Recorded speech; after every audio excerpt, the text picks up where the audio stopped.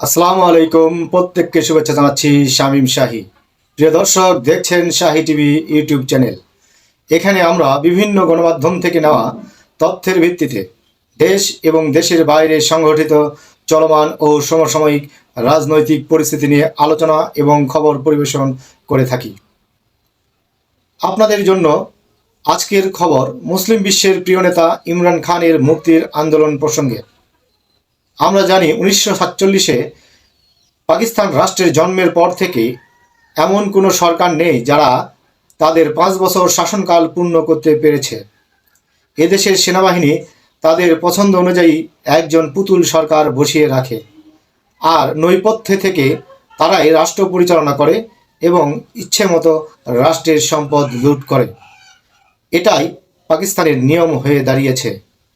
কিন্তু ইমরান খান যখন জনগণের ম্যান্ডেট নিয়ে ক্ষমতায় এসেছিল, তখন অনেকেই ধারণা করেছিল ইমরান খানের মতো মেরুদণ্ড সম্পন্ন ডাইনামিক লিডার পাকিস্তানের ইতিহাসের সকল রেকর্ড ভঙ্গ করে হয়তোবা তার শাসনকাল পূর্ণ করতে পারবেন।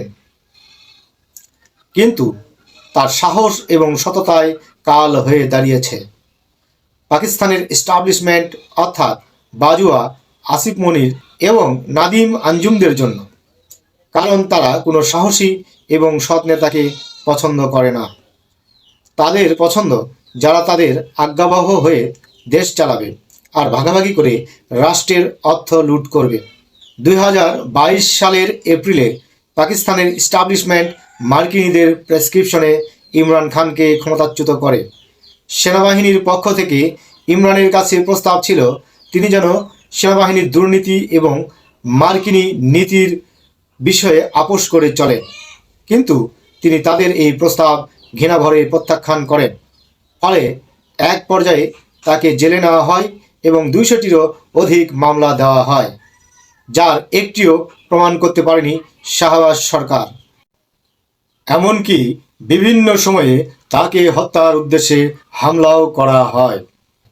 তবে ইমরান খানের আটকের পর থেকেই পুরো পাকিস্তানের জনগণ তার মুক্তির জন্য আন্দোলন অব্যাহত রেখেছে। সর্বশেষ 5 নভেম্বর 2024 সালে মার্কিন যুক্তরাষ্ট্রের 47তম প্রেসিডেন্ট হিসেবে ডোনাল্ড ট্রাম্প নির্বাচনে জয়লাভ করার পর থেকেই ইমরানের মুক্তির দাবিতে পাকিস্তানের রাজপথ আবারও উত্তাল হয়ে পড়েছে। বিশ্বনন্দিত ক্রিকেট কিংবদন্তি এবং পাকিস্তানের সাবেক প্রধানমন্ত্রী ইমরান খানের মুক্তির দাবিতে বিক্ষোভে উত্তাল সারা দেশ। বিশেষ করে মার্কিন নির্বাচনে রিপাবলিকান প্রার্থী ডোনাল্ড ট্রাম্প প্রেসিডেন্ট নির্বাচিত হওয়ার পর থেকে উত্তপ্ত হয়ে উঠেছে পাকিস্তানের রাজনৈতিক অঙ্গন। এ নিয়ে বাকবিতণ্ডিতায় জড়িয়েছেন সেদেশের মন্ত্রী এবং বিরোধী নেতারা। পাকিস্তানের দ্য ডন এবং দ্য প্রিন্ট জানিয়েছে, ট্রাম্পের জয়লাভের পর প্রধানমন্ত্রী ইমরান খানের দল তেহরিকি ইনসাফ বা পিটিআই এর সমর্থকদের মধ্যে আশার আলো জেগে উঠেছে। পিটিআই নেতা সৈয়দ জুলফি বুখারি সংবাদ মাধ্যমকে বলেছেন, আমি রিপাবলিকান পার্টি নবনির্বাচিত ডোনাল্ড ট্রাম্পের মেয়ে ইভাস্কা এবং জামাতা জ্যারেড কুশনারের সঙ্গে ইমরান খানের উপর দমনপীড়ন নিয়ে আলোচনা করব। তিনি বলেন, ইমরান খানের প্রতি ট্রাম্পের সফট কর্নার রয়েছে। ট্রাম্প ইমরানের কারাবাস নিয়ে গভীরভাবে উদ্বেগ প্রকাশ করেছিলেন। তবে পিটিআইয়ের এমন দাবি প্রত্যাখ্যান করেছে ক্ষমতাসীন মুসলিম লীগ। ট্রাম্পের জয়ের পর খানের এক্স হ্যান্ডেল থেকে একটি অভিনন্দন বার্তা পোস্ট করা হয়েছিল। পোস্টে ট্রাম্পকে ইমরানের খুব ভালো বন্ধু হিসেবে উল্লেখ করা হয়। পোস্টে লেখা ছিল, ট্রাম্প যুক্তরাষ্ট্রের প্রেসিডেন্ট নির্বাচনে জয়ী হওয়ায় আমার ও পিটিআইয়ের পক্ষ থেকে ট্রাম্পকে প্রাণঢালা অভিনন্দন।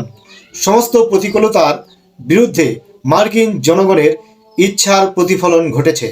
এখনকার মতো এখানেই শেষ করছি। পরবর্তী পর্বে আরও কিছু বিশেষ বার্তা ও গুরুত্বপূর্ণ তথ্য নিয়ে আসছি। শাহী টিভি চ্যানেলের সঙ্গে থাকুন। নতুন নতুন খবর ও তার বিশ্লেষণ নিয়ে আবারও হাজির হব। ভালো থাকবেন সবাই। আল্লাহ হাফেজ।